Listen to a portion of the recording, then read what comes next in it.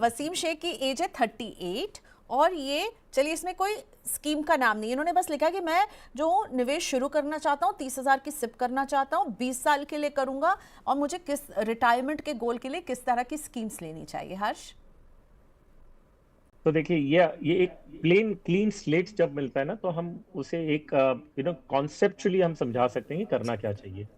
तो जब आप अपना पोर्टफोलियो बनाते हैं, पहले आप ये समझिए मार्केट के तीन सेगमेंट प्राइमरीली जो मोटा मोटी है वो तीन सेगमेंट है। लार्ज कैप है, मिड कैप है और स्मॉल कैप है।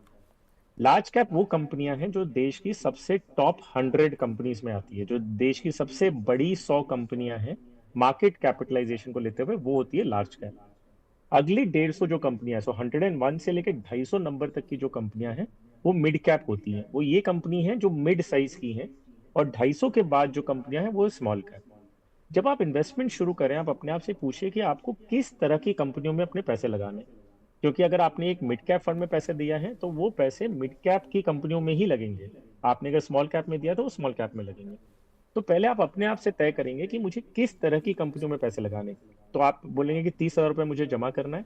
तो क्या मैं आधा पैसा, जो 15,000 रुपये महीने का है, वो मैं देश की बड़ी कंपनियों में ही लगाऊं तो मेरे लिए सेफ्टी ज्यादा होगी, वॉलेटिलिटी कम होगी उनमें।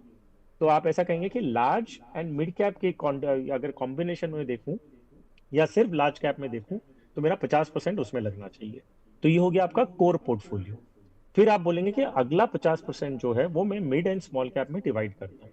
तो आप ऐसा कर सकते हैं कि 30% जो है वो आप मिड कैप में लगाते हैं, 20% स्मॉल कैप में लगाते हैं। अगर कोई बिल्कुल कंफर्टेबल नहीं है स्मॉल कैप से, तो आप ये रेशियो थोड़ा चेंज कर सकते हैं। आप अलग अलग फिर स्टाइल ऑफ इन्वेस्टिंग होती है। आपको एक वैल्यू ओरिएंटेड स्कीम्स मिलती है, जो हम कॉन्ट्रा फंड वगैरह की बातें कर रहे हैं। आपको फिर थीमेटिक फंड्स मिलते हैं इन्वेस्ट करने के लिए, सेक्टर फंड्स मिलते हैं। ऐसे फिर आपको क्वांट फंड्स मिलते हैं। ऐसे बहुत सारे ऑप्शंस मार्केट में हैं, जिसका एक कॉम्बिनेशन बना के आप अपना पोर्टफोलियो बनाते हैं। तो आप उसका ध्यान क्या देते हैं कि मेरा पैसा जो है वो कैसे डिवाइड हो रहा है, बड़ी कंपनियों में कितना जा रहा है, छोटी और मिड साइज कंपनियों में कितना जा रहा है। कॉन्सेप्चुअली मुझे कोई अलग अलग कोई थीमेटिक या सेक्टर फंड्स चाहिए।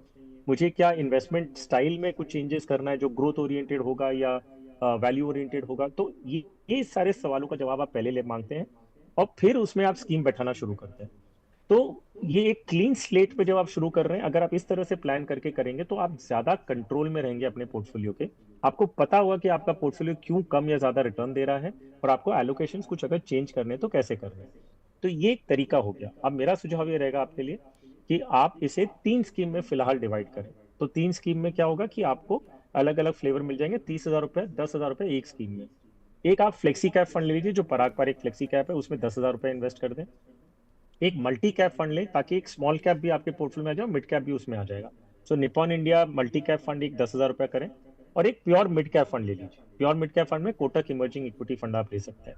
तो ऐसे करके तीन स्कीम अगर आप अपने पोर्टफोलियो में फिलहाल जोड़ते हैं, आपका अधिकतम पैसा जो है वो लार्ज एंड मिड कैप में रहेगा, और स्मॉल कैप में एक छोटा एक्सपोजर मिलेगा एक मल्टी कैप फंड के जरिए। तो आई थिंक ये स्ट्रैटेजी आपके लिए ठीक रहेगी शुरू करने के लिए। अगर कुछ फेर बदलाव बाद में करने अगर नहीं समझ में आता, तो पोर्टफोलियो रिव्यू करके आप वापस हमें भेजिएगा।